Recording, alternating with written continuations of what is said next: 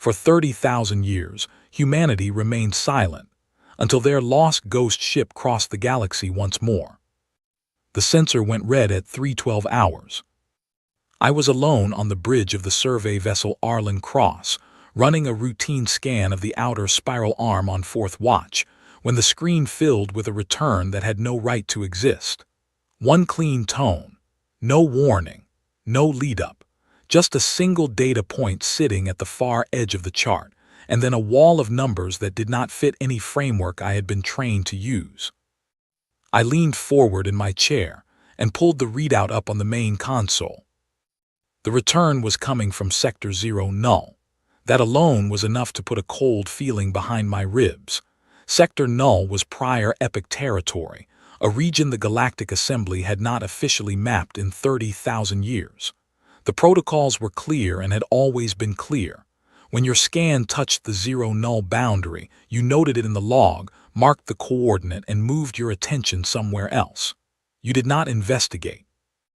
The Assembly had been consistent about this for as long as the Assembly had existed, and most spacers were consistent about following it, because the people who asked questions about prior epic territory had a way of ending up in very long conversations with Assembly enforcement officers who were skilled at asking questions back. I ran a recalibration. The return did not change. The object was 4.7 kilometers long. It was moving at constant velocity in a straight line, not drifting, not tumbling, not following any gravitational path I could calculate. It traveled with the steady, deliberate pace of something that had a destination and intended to reach it. No drive signature in any energy band I could read, no exhaust trail, no thermal bleed, no identification beacon, no communication broadcast on any Assembly frequency. It moved the way a ship moves when no one on board cares about being noticed.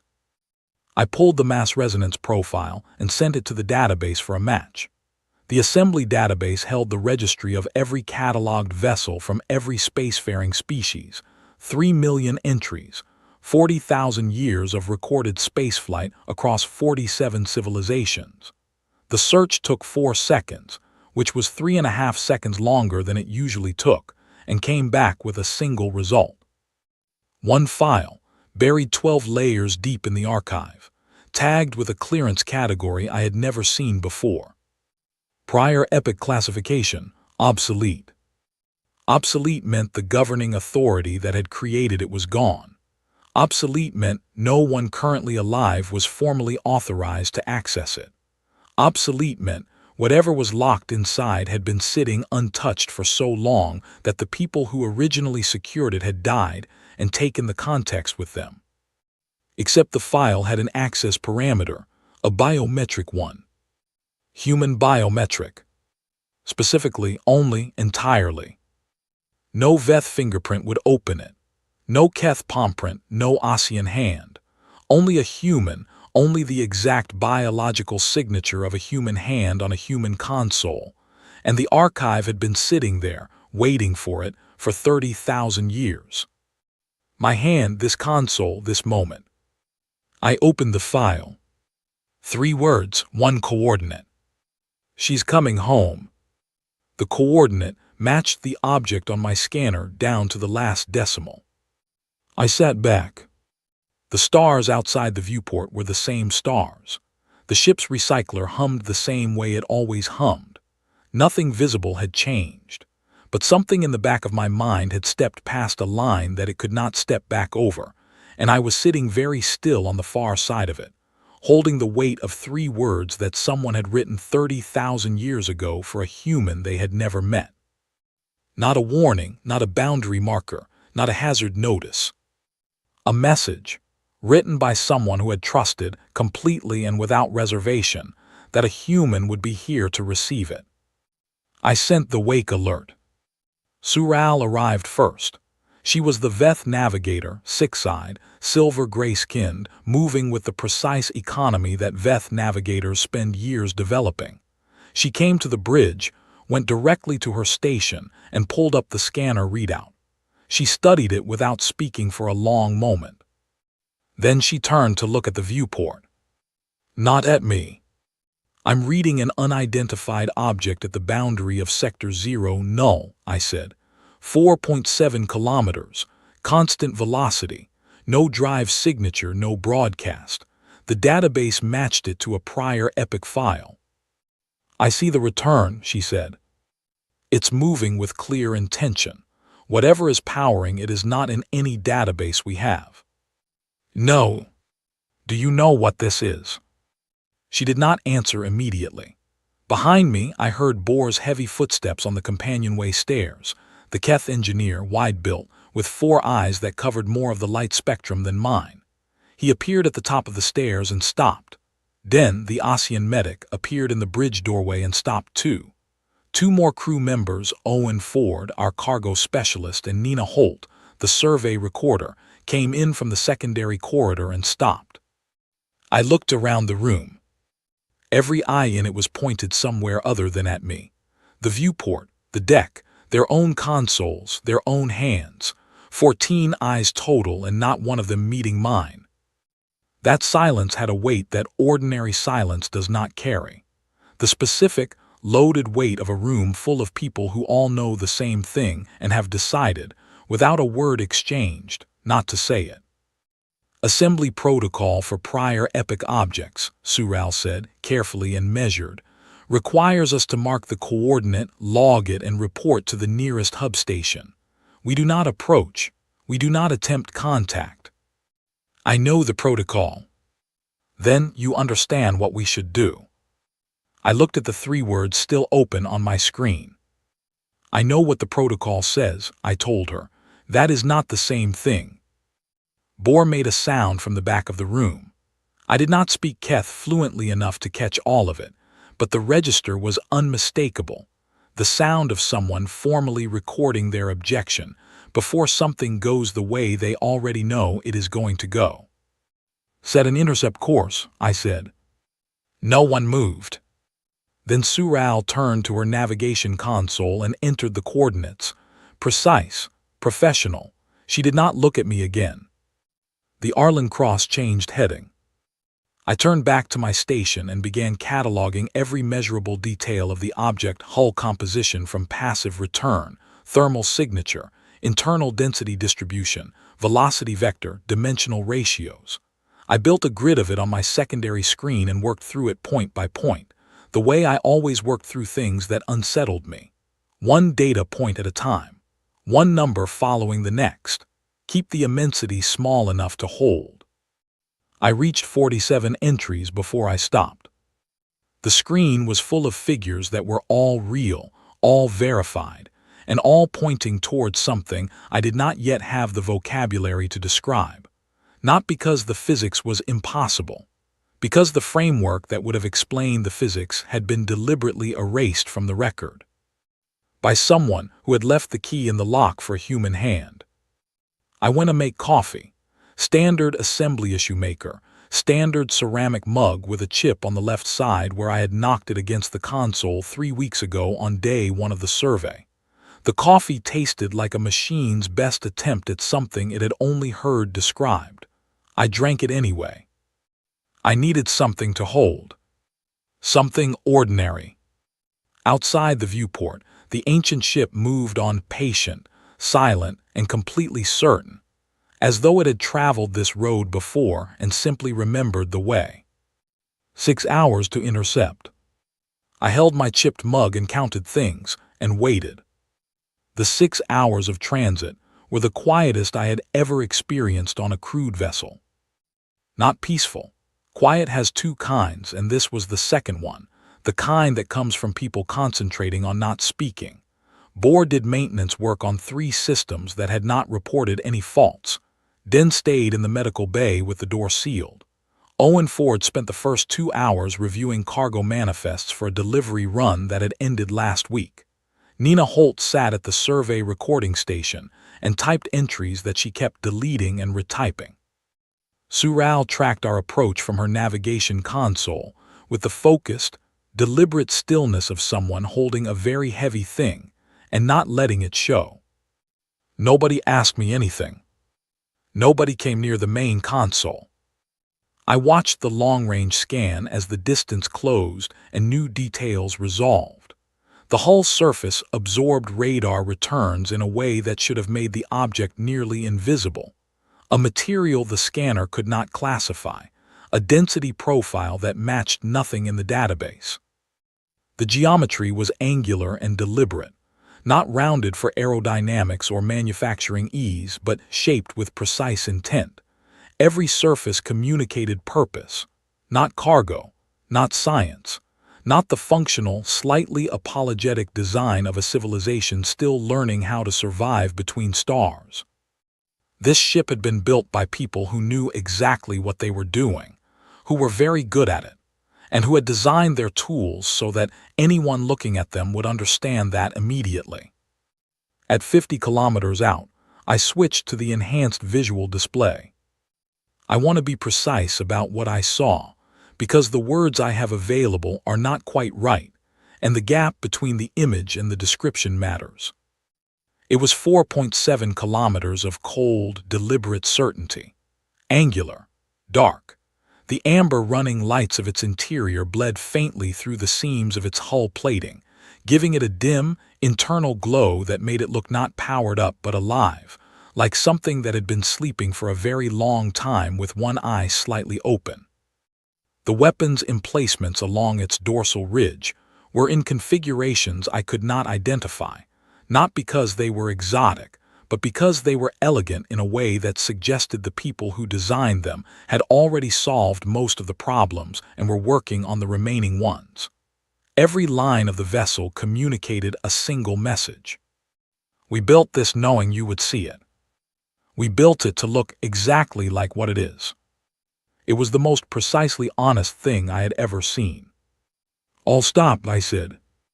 Sural brought the Arlen Cross to relative halt at 30 kilometers. We sat in the dark and watched the ancient ship move past us on its course, steady and unhurried, and it did not slow or deviate or acknowledge us in any way. I sent the standard hail, assembly frequency, standard protocols, 4 languages. The transmission went out and returned in silence.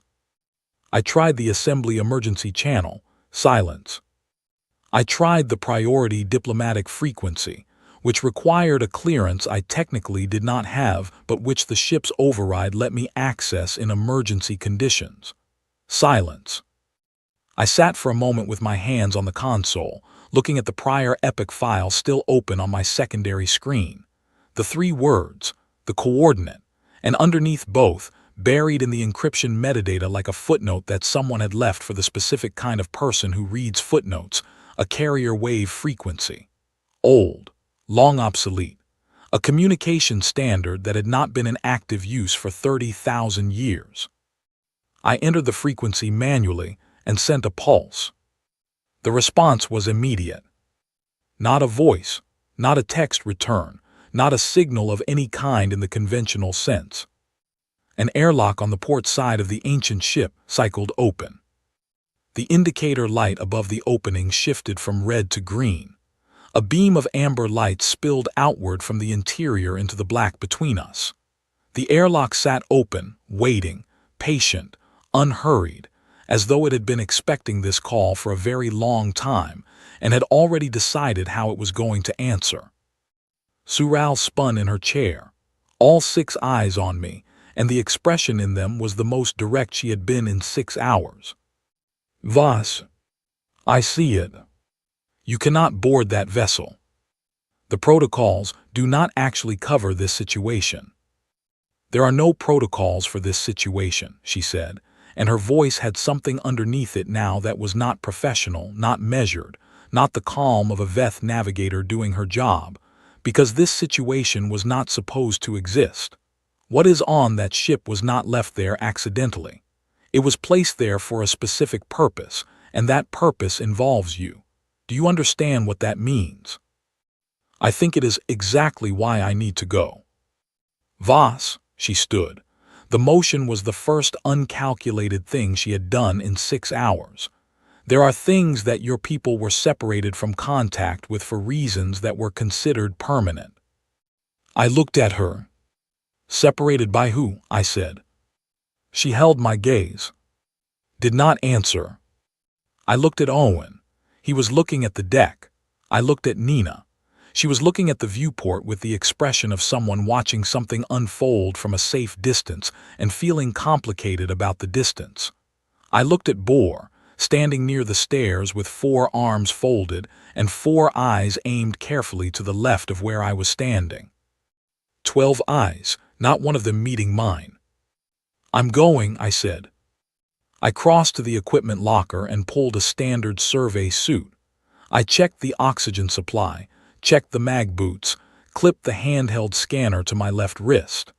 I did it automatically. The way you do familiar tasks when thinking too carefully about them would make you stop. Sural's hand caught my arm at the airlock door. Not hard, not pulling me back. Just there. Her long, cool fingers around my forearm, holding on in the way you hold something you are afraid to drop. "Whatever you find in there," she said quietly, "whatever it tells you, understand that the galaxy you have grown up in was designed around a specific memory of what your people once were. That memory is the reason your species was made small. It is also the reason the people who made that decision could never fully close the door." I looked at her hand. "What were we?" I said. Her grip loosened. Her eyes shifted not away from me but to something past me, something she was not going to name. "Go," she said. "You will understand it when you see it." The magnetic grapple line was 400 meters of open space between the 2 ships. I covered it hand over hand, focused on the amber light from the open airlock, and did not look down or back. The ancient ship loomed ahead of me, growing larger with each pull, its hull close enough now that I could see the individual plating seams, and no rust, no impact scarring, no oxidation of any kind. The surface looked exactly the way it would look if someone had cleaned it this morning. The airlock received me without ceremony. The outer door cycled closed. Pressure equalized in 15 seconds and the inner door opened. The air inside was nothing. Not stale, not recycled, not the flat metallic taste of a long-sealed space, just clean, completely neutral, the kind of air that makes you realize you have been breathing processed output for so long that you forgot what unprocessed felt like. The corridor ahead was lit in amber. Running lights set low, running continuously along the floor and ceiling in 2 parallel lines, the color of old photographs of things preserved. The walls were smooth and dark, the same hull material as the exterior, and warm to the touch. Warm. I stood still for a moment and listened. The ship was breathing. Not a figure of speech. The air recyclers were active. I could feel the faint circulation across my face, hear the low rhythmic cycling of ventilation through the wall panels. The power systems were running. The heat was on. The life support was fully operational. Everything that needed to be running was running, and had been running, apparently, for as long as the ship had been in motion. Someone had kept the lights on for 30,000 years. Something had. I followed the amber corridor forward, one hand trailing along the wall, and let the ship lead me deeper. The bridge was at the end of a long central corridor that ran the full length of the ship like a spine. I knew it was the bridge before I entered it. Not from signage. There was no signage in any language I could read, but from the way the amber light intensified as I moved forward, and from a sound that started somewhere around the 2/3 mark of the corridor. A low, subsonic vibration that I felt in my back teeth before I felt it anywhere else. A hum that was not mechanical, not the sound of engines or recyclers or any system I could identify. It was the sound of something waiting to be read. The bridge doors opened at my approach. Automatic. Sensors still active, still calibrated, still set to respond to human movement after 30,000 years. Inside, the space was wide and deep, the consoles arranged in a configuration that felt familiar even though I had never seen its like, not copied from assembly design, but derived from the same logic. Built for human bodies, human sight lines, human reach. The terminal at the center of the room pulsed with the vibration I had been hearing. When I placed my hand on it, it opened without a prompt. The log was 30,000 years long. I could not read all of it, I read enough. 30,000 years ago, humanity fought what the log called the Cascade War. 7 species, 11 months, and humanity ended it, not by losing, not by being defeated or overwhelmed, but by winning so completely that the 7 species who had gone to war collectively understood in the last hours of it that they had made a very serious mistake in starting it. The Assembly's founding species had a name for humanity at that time. The log's translation rendered it as the ones the math says should not exist, too adaptable, too fast at absorbing loss and converting it into capability, too good at the specific problem of learning how to break things that needed to be broken.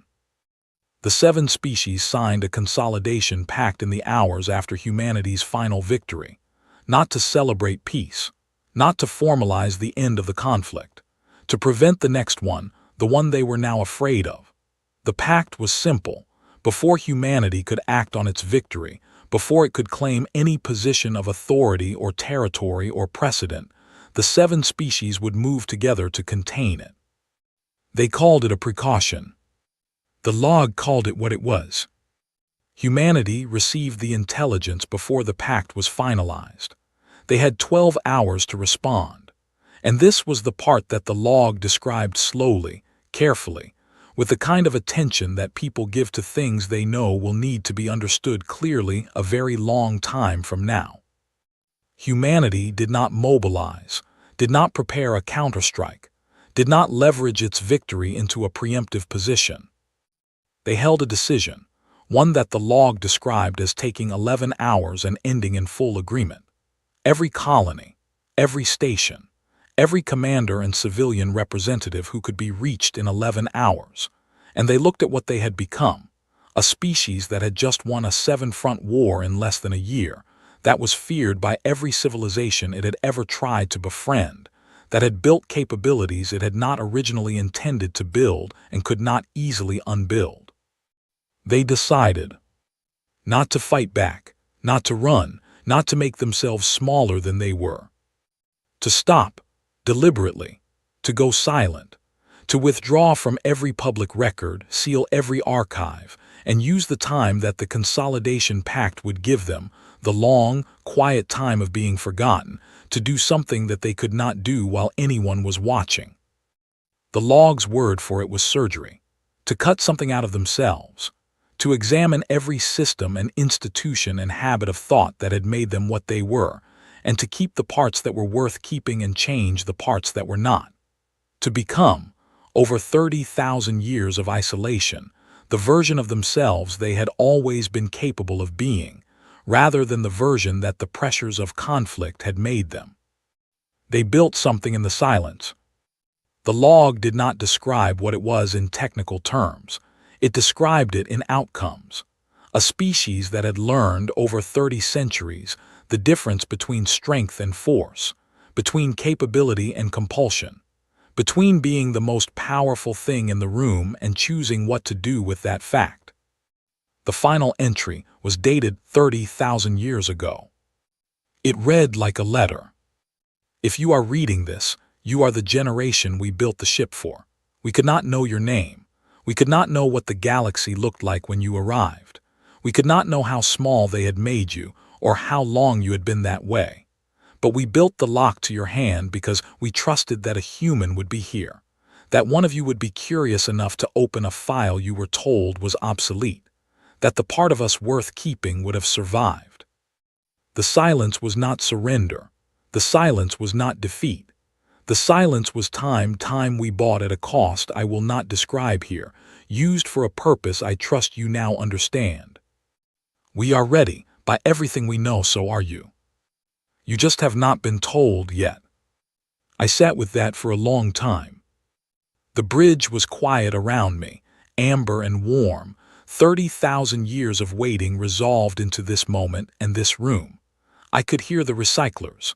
I could feel the warmth of the hull under my hand. I looked at the console beside the log terminal. A coffee mug was bolted to it. Standard ceramic. White. Assembly issue, the kind stocked on every survey and exploration vessel in the fleet, the kind I drank from every morning. 30,000 years old and bolted to the console with a small retention bracket, like whoever placed it there had expected to come back and pick it up shortly. It had a chip on the left side. I stared at it for longer than made sense. I cataloged it the way I catalog things when I need something to focus on: the exact shape of the chip, the size of it, the angle. One chip, left side. Identical in every meaningful way to the chip on the mug sitting back on my own console on the Arlen Cross. The same mug, the same chip. Different 30,000 years. I had no words for what was sitting in my chest at that moment, so I did not try to find any. I just noted the chip and stood up and went to find the rest of the ship. The suspension bay was 3 levels below the bridge, at the end of a corridor that branched left from the main spine and ran toward the stern. I almost missed it. The door was seamless, no visible frame, no handle, nothing to distinguish it from the surrounding hull plating except for a faint amber light that pulsed at the threshold of visibility, slow and rhythmic, like a heartbeat set to low power. When I stopped in front of it, the door recognized me and opened. The room inside was large and cold, not the cold of a broken heating system, the deliberate cold of a preservation environment, kept at a precise temperature with the same consistency that the rest of the ship maintained everything else. Along the far wall, arranged in a single row, were 6 suspension pods, dark, sealed, inactive. 5 of them. The 6th one was lit. The indicator panel on its face glowed green and amber, cycling through a status display that I did not have the technical vocabulary to fully read, but which clearly and unmistakably said, "Occupant present, vital signs stable, revival sequence available." I stood in front of it for a moment. Then I pressed the revival control. The pod did not rush. It cycled through its sequence with the measured, unhurried patience of a system that had performed this operation 46 times before and saw no reason to be hasty about the 47th. Temperature gradients shifting, pressure equalization, cellular stimulants releasing in a carefully timed sequence. The display tracked every step. It took 9 minutes. When the seal released and the front panel slid aside, the figure inside did not immediately move. She lay still for a breath, 2 breaths, 3, and I watched her chest rise and fall with the simple confirmation of function that no amount of medical data can fully replace. Then she opened her eyes. She did not look like what I had expected. I had not fully formed an expectation, but somewhere in the back of my mind I had imagined something transformed. A human so altered by 30,000 years of isolation and purpose that the word human would need qualification. Someone mythic, post-human in visible ways. Someone the gap of 300 centuries would show on like a geological layer. She looked 35. She looked like someone who had been asleep and was now dealing with the specific, unpleasant business of waking up. She coughed once short, productive, the cough of a respiratory system clearing revival fluid. She looked at the ceiling. She looked at the amber lights. She looked at me. Her eyes ran a full assessment of me before she spoke. Not unkind, not warm. The precise, recording scan of someone doing a job, cataloging what they see with the same systematic attention I used on scanner returns. Assembly issue suit. Standard survey spec. Diplomatic clearance badge on the left breast, the general physical impression of a human being who had spent 11 years being the smallest presence in every room he occupied. She took her time. Then nothing for a long moment, the kind of nothing that is not empty. "You forgot what you were," she said. Not an accusation, not a question, the tone of someone reporting a finding, a diagnosis delivered without anger or disappointment, which was worse than either. Her name, she told me between slow, deliberate sips of reconstituted water from the pod's intake system, was Commander Yara Osai. She had entered suspension for the final time 400 years into the voyage. Her role had always been the same: wake every 650 years to check the mission clock, verify the ship systems, and confirm that the course remained accurate. She had done this 46 times. I tried to hold that number and could not. 46 awakenings over 30,000 years.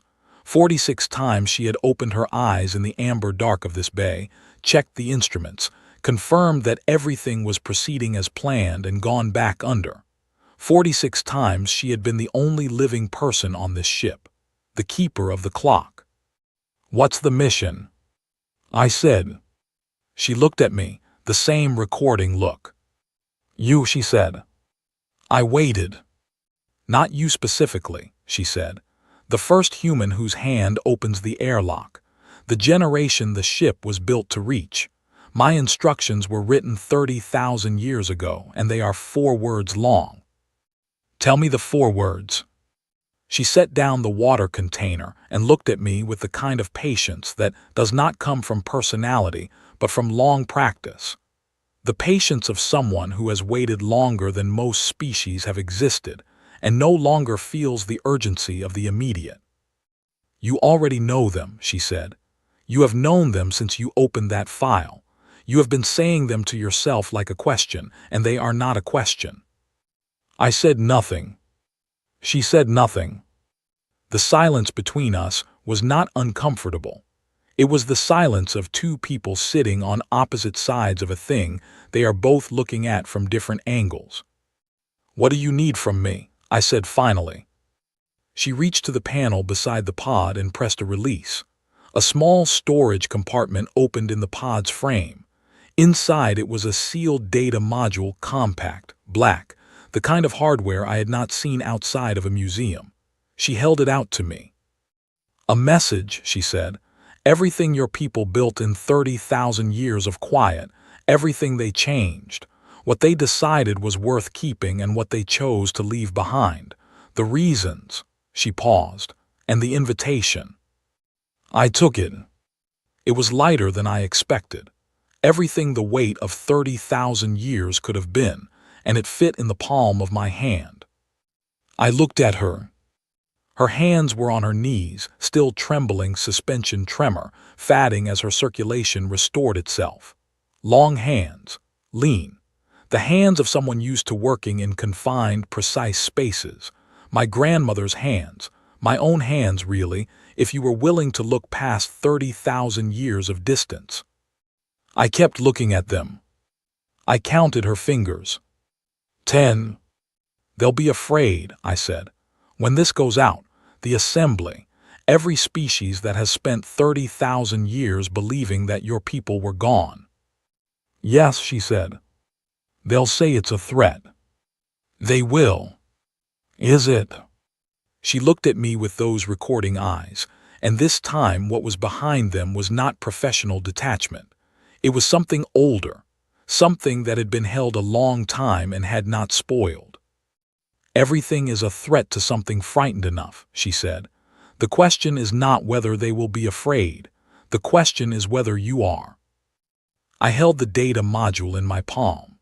I thought about 11 years of being the only human in every room, about the 8-year-old who had sat in a school assembly hall and heard a galactic assembly arbitration officer read out 4 words, "Humans lack historical standing," and not fully understood what standing meant or why it had to be earned from people who had taken it. I thought about the coffee mug on the bridge, the chip, the 30,000-year-old message written to a human they had never met by people who trusted that the part worth finding would survive. "I'm ready," I said. Yara Ose nodded once. "I know," she said. "That is why the door opened." The Arlen Cross felt different when I came back through the airlock. Same corridors, same recycled air, same low hum of the survey vessel's standard systems, but the scale of it had changed somehow. The ceilings lower, the spaces tighter, the whole ship reduced by contrast with the 4.7-kilometer certainty still moving alongside us through the dark. Sural met me at the inner airlock door. She looked at the data module in my hand. She looked at my face. Whatever she was searching for in either, she found it, because she stepped back without speaking and let me through. The crew was on the bridge, all of them. Owen Ford at the cargo station, Nina Holt at her recorder post, Bohr at the engineering console, Den near the medical kit at the back wall. All of them watching me come in, and this time, for the first time in 6 hours, all of them looking directly at me. I went to the main console. I set the data module in the transmission port. I opened the prior epoch frequency on the broadcast array and began configuring the signal parameters.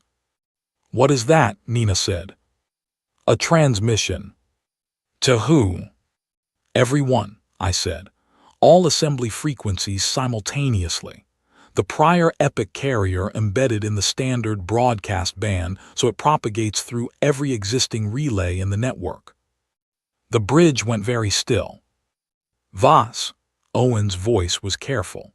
"You understand that broadcasting unauthorized signals on all assembly frequencies simultaneously is a minimum class 4 violation of the communications accord. They will have an enforcement team at this location in." "I know. You could lose your license, your contract, your—" "I know, Owen." Silence. Bohr said something in Keth, long and low and not translated, but the register had shifted from objection to something more complicated, something that sounded, in its rhythm, like the start of understanding. I looked at Sue Rao. She was standing at her navigation console, not sitting, and she was looking at me with all 6 of her eyes. The expression I could read there was not fear anymore. It was something that fears sometimes become when they have held too long without being confirmed, a kind of exhausted release. As if she had been waiting for this moment the same way you wait for a long-predicted storm, not wanting it, not able to stop it, and somewhere underneath, not entirely sorry it had arrived. "Before I send this," I said, and I meant it for all of them, for every species in the room, "you should know what it is." I told them about the log, about the Cascade War and the Consolidation Pact and the 11 hours and the decision, about 30,000 years of quiet that was not defeat, not exile, not the erasure of a dangerous species, about a civilization that had looked at itself and chosen, with full awareness and full capability, to become something different, something that had taken the time to earn the right to speak again. About the message in the data module, 30,000 years of work compressed into a transmission package that the prior epoch frequency was designed to carry. Not a declaration, not a demand, not a threat. An introduction. The one that should have happened 30,000 years ago, before fear got in the way. Nobody spoke when I finished. Den was the first to move. The ASEAN medic crossed from the back wall to a console and sat down, not at their usual station, but at the secondary communications monitor, where they pulled up the signal propagation map. Watching. Ready. Owen Ford leaned back in his chair and covered his face with both hands for a moment. Then he dropped his hands and looked at the ceiling and exhaled. Nina Holt had been recording. She had been recording since I walked back through the airlock, I realized. Her equipment was running, the indicator light green and steady, and she was watching me with the focused attention of someone who understands they are in the middle of something that will need to be documented accurately. Bohr said 2 words in Keth, short and direct. I understood enough Keth to translate them. "It means do it." I looked at Sue Rao. "The assembly will want someone to blame," she said quietly. "When this goes out, there will be formal proceedings. They will argue the signal was unauthorized, that the content was inflammatory, that the prior epoch classifications existed for legitimate reasons. They will build a very structured case. I know. You are aware that being human in an assembly tribunal, without significant political standing, is—" "Sue Rao." She stopped. "You've worked with me for 4 years," I said. "Have you ever seen me argue from a position of significant political standing?" Something moved through her expression. All 6 eyes all at once. Not fear, not the tension of the last 6 hours.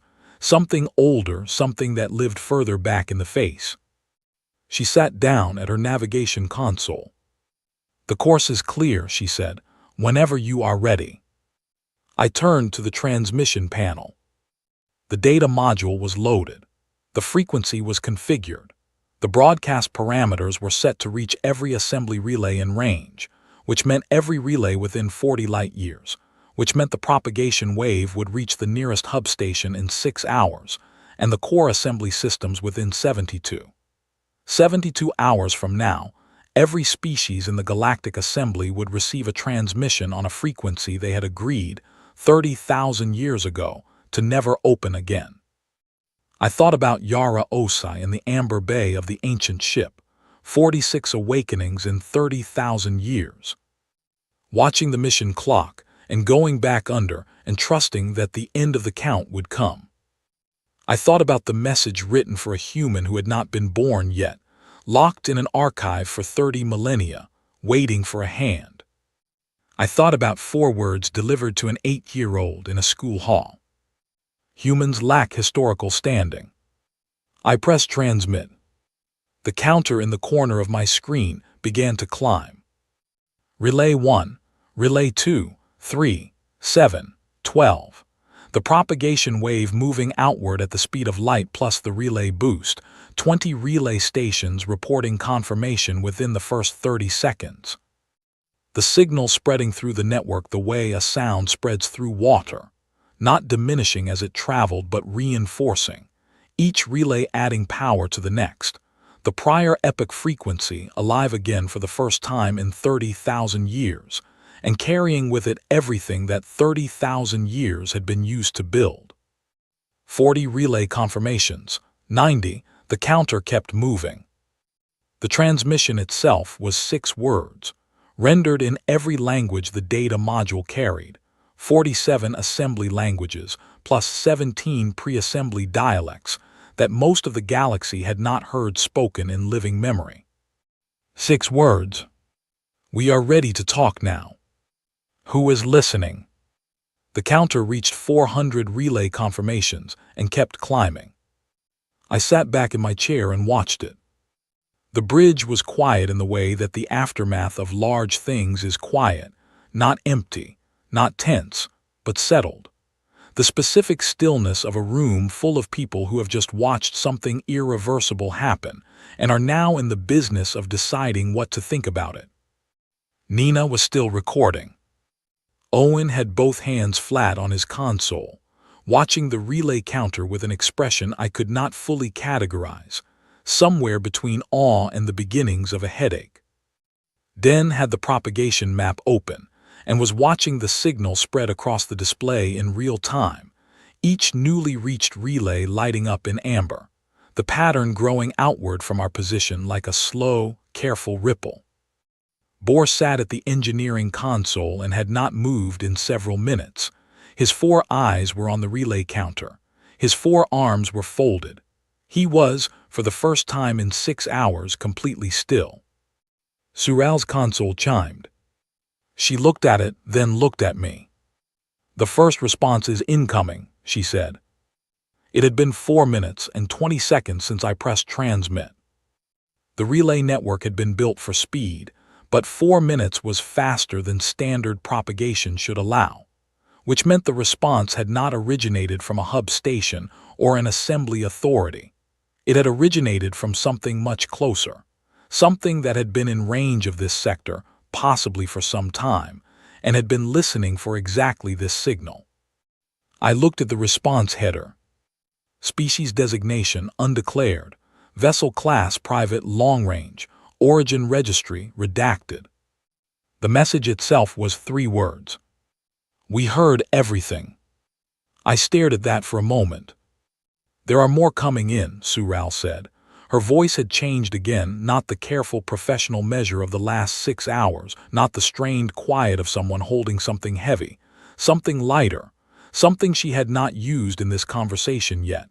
6 more responses in the last 90 seconds. 8, 15. I looked at the counter. Still climbing. Sural's console chimed again, and again, and again, a rhythm that started slow and became continuous, a cascade of responses flooding in from relays and vessels and stations across a 40-light-year radius, each one its own data point, each one its own question or confirmation or simple acknowledgement that the frequency was open and the message was received. We are listening. Confirmed contact. Awaiting response. Standing by.